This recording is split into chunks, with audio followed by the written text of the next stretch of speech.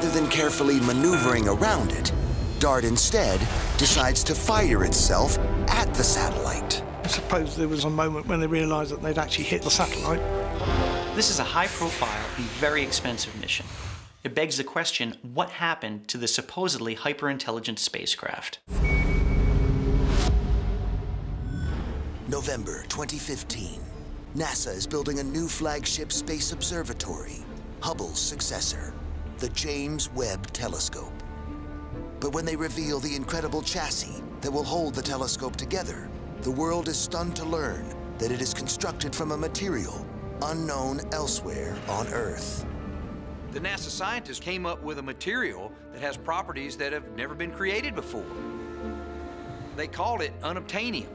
Here's the question. How did NASA come up with and obtain this material, unobtainium, that they're using for the Webb telescope? One person who might know the answer is the billionaire and UFO investigator, Robert Bigelow. Robert Bigelow is a very enigmatic private figure. He's invested in a lot of, call it, extreme science. Bob Bigelow refused to say what was in his Nevada bunker, but he didn't deny that he had the pieces of a recovered alien spacecraft. Bob Bigelow grew up in Las Vegas.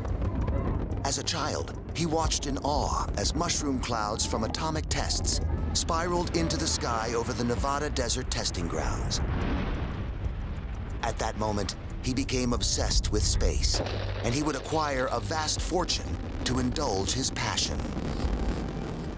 Bigelow's property dealings makes him billions, and in 1999, he uses this wealth to form Bigelow Aerospace. Its headquarters, a secure and secretive facility in the Nevada desert. Robert Bigelow is contracted by NASA, and he designs modules for the space station. Bigelow develops an expandable living quarters for NASA. The first is attached to the International Space Station in 2016. It's made from a mysterious material called Vectran, which is twice as strong and far more flexible than Kevlar. There have been rumors that Bigelow's facilities for space research are storing unusual, unexplained alloys that are just not found here on Earth. But where might Bigelow have obtained these otherworldly materials? In December 2017, journalists investigating U.S. Defense Department budgets uncover a possible clue. The front page of the New York Times carried an article about the ATIP program. ATIP stands for the Advanced Aerospace Threat Identification Program. It was a secret program looking at UFOs. The Pentagon allocated $22 million to study the UFO phenomenon. It was a bombshell. The Pentagon had never acknowledged the existence of this program. What did they think they were going to find? Attention turns to where the $22 million was spent. ATIP was a pet project of Nevada Senator Harry Reid. Harry Reid was able to earmark funds for research related to UFOs and futuristic technologies and extraterrestrials. A lot of that funding went to Bob Bigelow. Bigelow is no amateur ufologist. He has been funded by the government and has worked closely with NASA on some of their most advanced projects. In May 2017, he makes a shocking statement. Bob Bigelow appeared in an interview and made some incredible claims. He said that aliens had indeed visited Earth. And he said they're right under our noses. This is huge. Somebody with contracts for the government, with NASA, for him to say, yes, there is something real and it deserves to be studied. Rumors begin to circulate that the government-funded ATIP program is working on the wreckage of a craft which did not originate on Earth. The U.S. government's found something, they're not telling us. If the Pentagon obtained wreckage of an unknown aerial craft, that would be like the biggest secret in history. April 12th, 1981.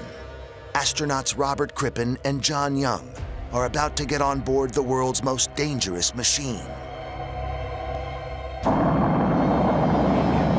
STS-1, the maiden flight of NASA's space shuttle. John will tell you it was untested. He said, Jerry, I thought if our odds were 50-50 that we'd get back. That was being optimistic. Roger, roll. Young and Crippen successfully reach orbit.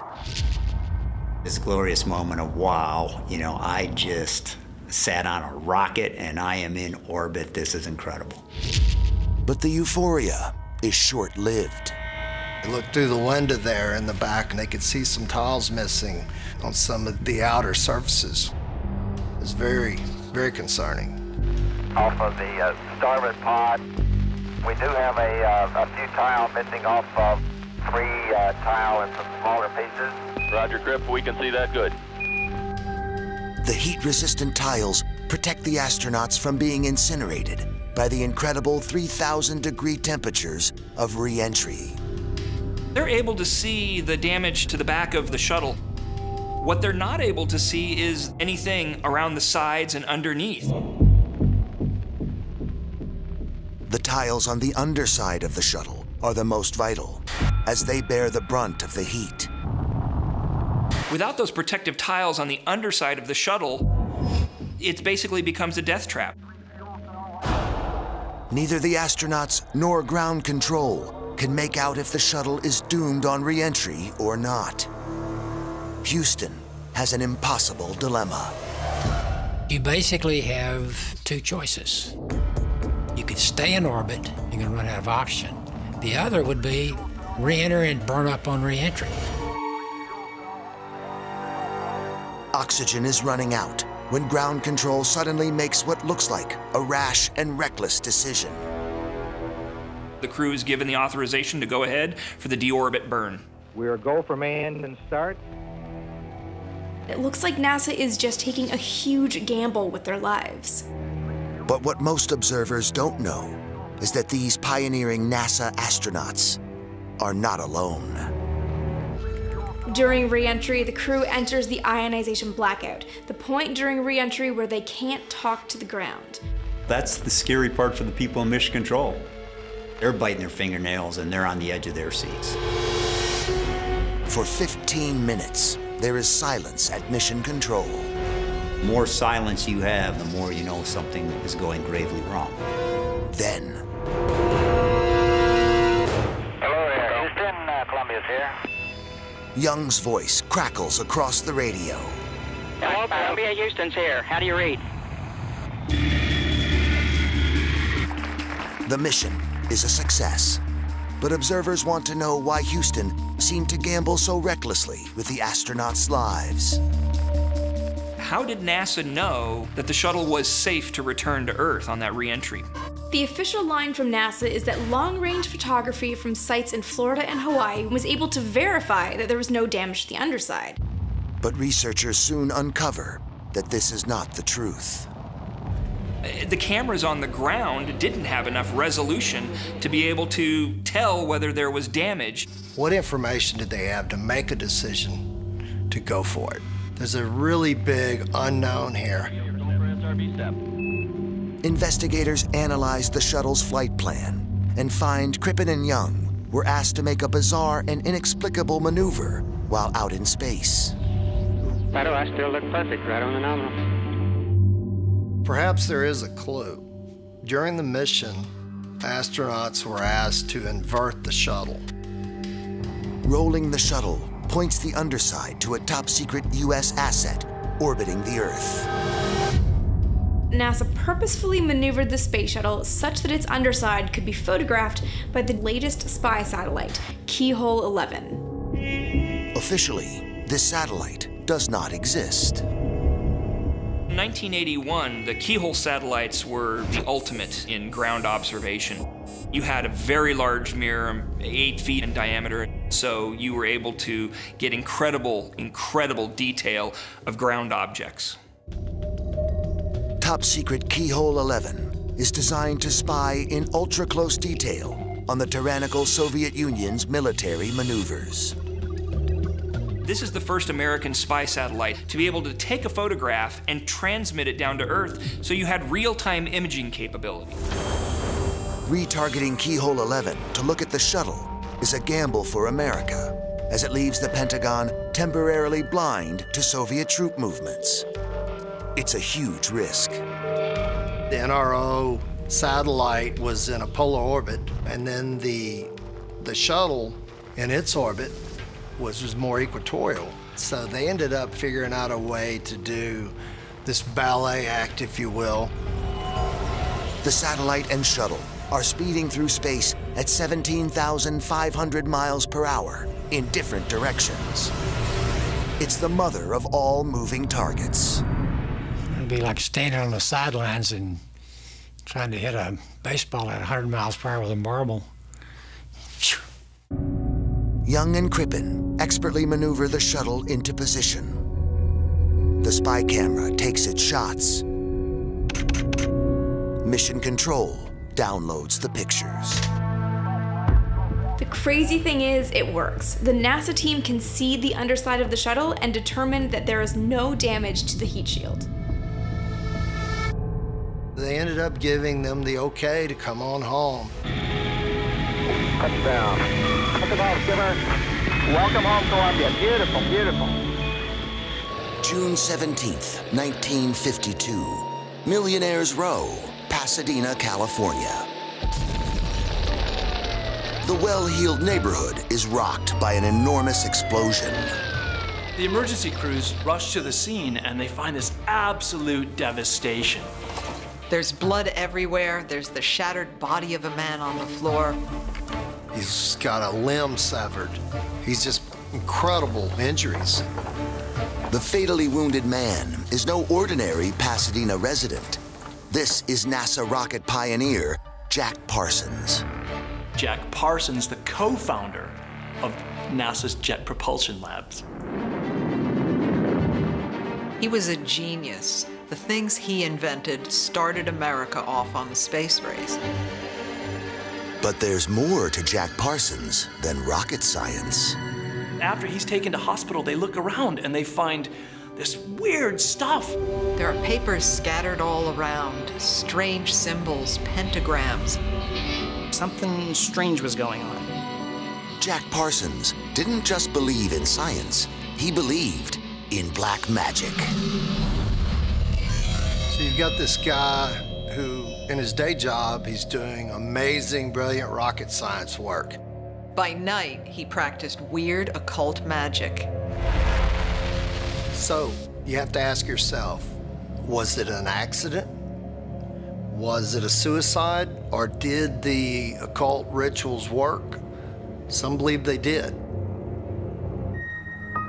The police investigation concludes that Parsons' death was due to an accident, probably from sloppy handling of chemicals for his pyrotechnics. But an independent investigator found that the explosion unexpectedly originated from under the floorboards, rather than in the laboratory that Parsons was working in, furthering suspicion as to what disturbing activities Parsons was involved in when he died. Is it possible that Parsons was using quantum theory to make occult magic in Pasadena? Parsons' quantum theories were widely rejected, and NASA viewed him as an embarrassment. Some people thought he was downright nuts. Literally, not screws loose, screws missing. All sorts of crazy. Did Jack Parsons discover something that we don't know about and maybe he took to his grave when he blew up in Pasadena? We'll never know. August 1976. Astronaut Neil Armstrong is embarking on a perilous mission. Not to the moon, but to the jungle. He is searching for a secret cave system in Ecuador, known as Cueva de los Tallos. Over 100 people are gathered for this. We're talking Ecuadorian military, British scientists from around the world, university institutions. Armstrong is no ordinary explorer, and these are no ordinary caves. There's a legend attached to these caves which involves a metal library made of gold. There are these books made of metal, inscribed in a mysterious language that no one understands, but presumably that contain some unimaginable store of knowledge just waiting to be discovered. Armstrong is traveling with Stan Hall, a Scottish engineer, who first alerted him to the possible existence of an ancient library hidden underground. Stan Hall's daughter recounts the pair's extraordinary expedition. Some people believe that the metal library contained information from a civilization from beyond this planet that showed us how to build the pyramids and other such features in the earth. The knowledge contained in this metal library could turn what we think we know about ourselves and our world right on its head. So what amazing secrets does the library contain? According to legend, the Lost Library contains details of a technology that originated on another world. But why is such a story given credence by such a well-known and respected man of science, the great Neil Armstrong? And as some are asking, was his interest in extraterrestrial secrets sparked by a close encounter of his own? Something happened to him up there. He was changed. He was touched. Neil Armstrong returned from the moon and showed what appears to me to be signs of post-traumatic stress. I think that he encountered things on the journey to the moon and on the lunar surface, much closer encounters than simply watching lights out of his cockpit. For the first man on the moon, a journey to the center of the Earth in search of an elusive, legendary metal library. The culture that put it there was more advanced than we think. Armstrong finds weird chambers and a 3,500-year-old skeleton in a strangely illuminated tomb. But after venturing several miles along difficult tunnels, the expedition is forced to turn back. My father and Neil Armstrong did not find the treasure, but they mapped about 10 miles worth of the cave system. But it's known now that this system stretches far beyond. We could be looking at hundreds of miles worth of cave systems. Armstrong returns to his farm in Ohio and doesn't discuss why he went looking for the legendary library. He became more and more reclusive, according to some people, and he was a very private man to begin with, but whatever his experiences were, I think they tended to kind of close him off. But then, in 1994 at the White House, 20 years after his quest to find the ancient metal library, Armstrong gives a strangely worded speech. We have only completed a beginning. We leave you much that is undone. There are great ideas undiscovered, breakthroughs available to those who can remove one of truth's protective layers. That's a very tantalizing quote from Neil Armstrong, almost mystical in its nature, how he talks about uncovering the layers to some hidden truths. What did he mean by that? Could this library hold the secrets of the galaxy? Is that why Neil Armstrong went on this expedition? Finding this library could prove a possible link between our ancient cultures and extraterrestrial ones. Eileen Hall wants to resume her father's and Neil Armstrong's quest by leading expeditions into the caves. If we find this treasure and find it to have a link to any extraterrestrial life, what we're looking at is an endless pool of questions. To the believers, the mystery still endures. The cavern is still there. Those metal books are still out there somewhere in the jungle, undiscovered.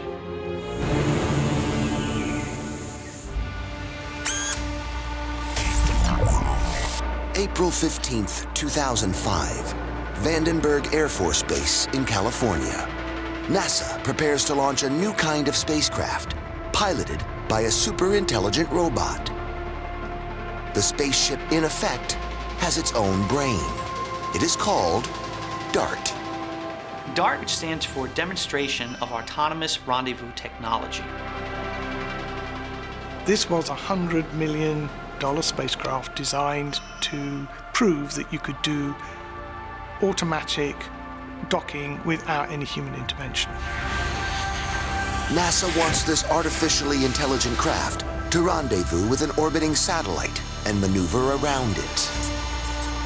DART was a fully autonomous spacecraft. After launch, there was no way for it to receive any new commands from the ground. They deliberately did not put any kind of manual override in. It was going to sort of do it all by itself, a bit like a human does. At 1:25 p.m., NASA launches the DART spacecraft from an airplane. DART takes off without a hitch, performs the initial maneuvers, and begins to approach the satellite for rendezvous. But 11 hours in, DART starts behaving in ways NASA had not predicted. For reasons that are unclear, DART begins firing rockets that it wasn't supposed to fire at this stage. It's up there, it's doing its thing, and it just goes haywire. But rather than carefully maneuvering around it, DART instead decides to fire itself at the satellite. I suppose there was a moment when they realized that they'd actually hit the satellite. This is a high-profile and very expensive mission. It begs the question, what happened to the supposedly hyper-intelligent spacecraft? Mission Control is powerless. They have no idea what's going on, and there's no way they can possibly retake control of the vehicle. NASA is baffled as to why the craft decided to behave in this destructive way. Is it possible that the spacecraft was sabotaged? The theories on what happened range from Chinese hackers to other foreign powers getting in there to try to make America look bad. But this robot is autonomous. Hackers can't meddle with the instructions it's receiving because there aren't any. Even NASA can't influence DART. It's created to be autonomous. So the possibility of another nation being able to hack it simply isn't viable. Experts come to an astonishing conclusion. DART decided by itself to fire its rockets and crash into the satellite. Has it gone the same way as HAL, the rogue supercomputer in 2001, A Space Odyssey? If we have a machine that becomes conscious and becomes self-aware, what is that going to do? Is that a machine that's going to go on strike, simply refuse to work? Is it possible that the DART spacecraft acted as it did after it developed some crude form of consciousness?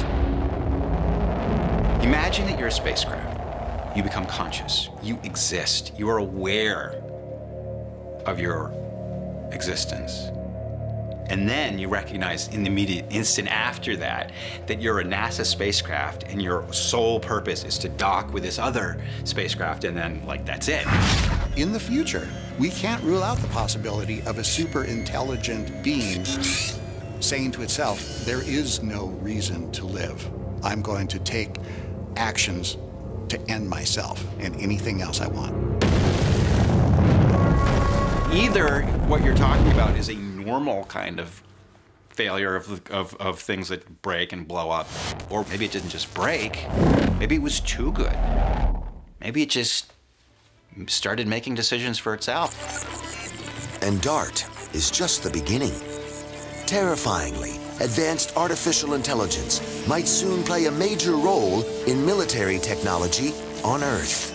We have the capability to build autonomous military weaponry that can go onto a battlefield and can execute a person.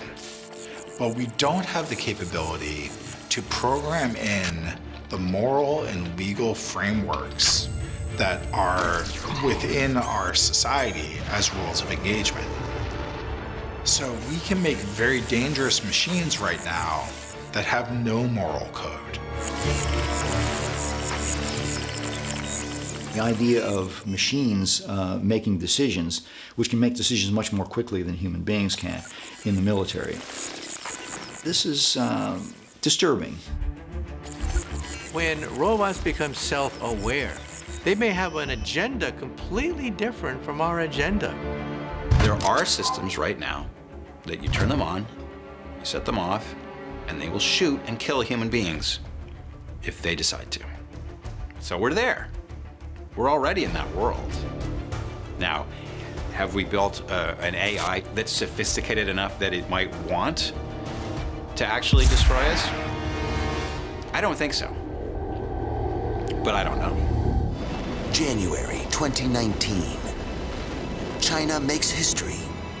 For the first time, a rover lands on the far side of the moon.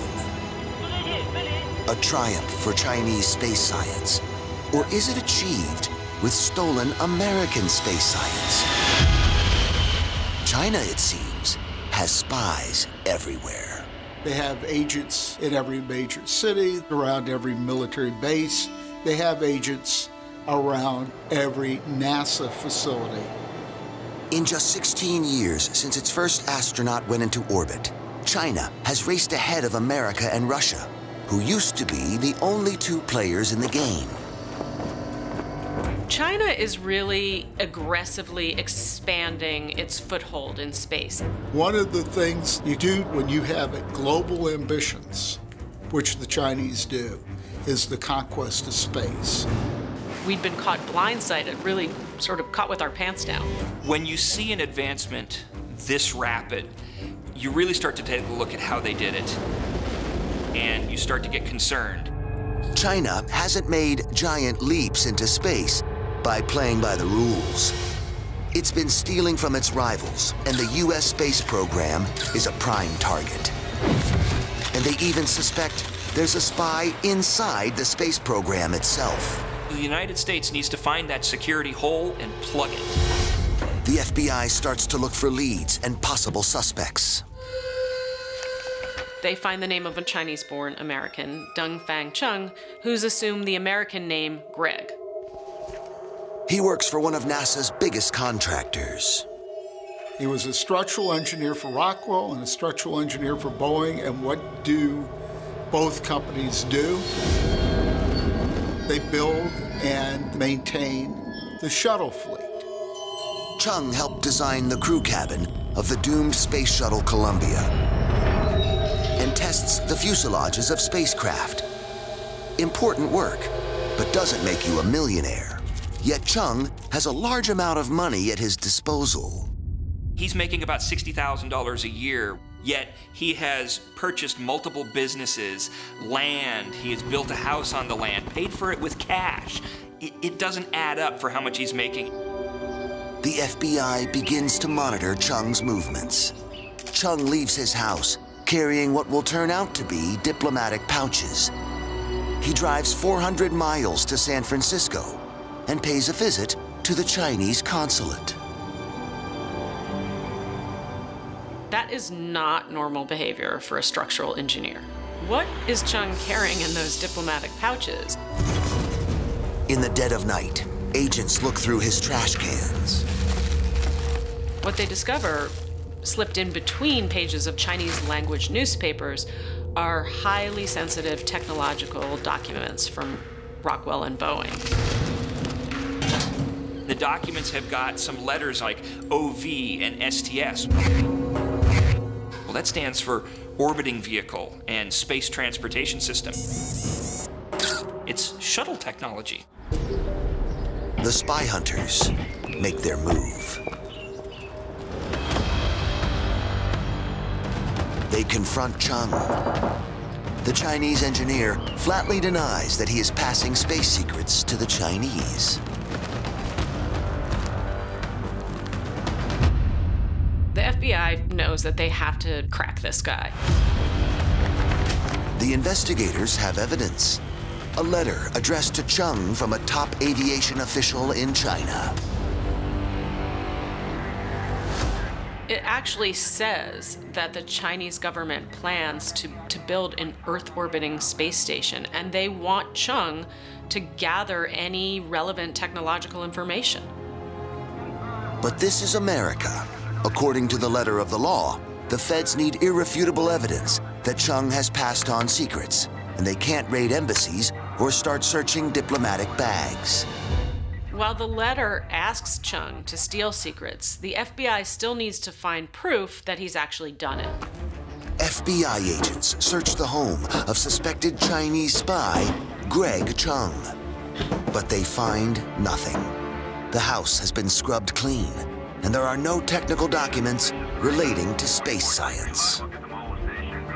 They're not finding anything really inside the house, but then they discover something under the house. One of the agents finds a hidden door under the deck at the back of the house. It leads to a secret room under the building. What they find inside changes everything. There's floor-to-ceiling shelves in this room just filled with documents. He had over 250,000 documents sitting in a crawl space underneath his home. This was a massive dump of material. The hoard of material contains details on some of America's most classified technology, including the Delta IV booster rocket used for launching men into space. A massive boon for China's ambitions to reach the stars. It covered everything from space shuttle systems to rocket technology, military hardware. By the time he was wrapped up, he had been doing this for over 30 years. FBI agents finally arrest Chung, and he is brought to trial. It's discovered he had amassed over $3 million from the Chinese government. Chung is the first American citizen to be convicted under the Economic Espionage Act, and this is a major success for the FBI. Chung gets 15 years in jail, but the extent of his treachery may have put China ahead in the space race. It was a bit of a hollow victory because he had already done the damage. The Chinese had already benefited from all of that effort.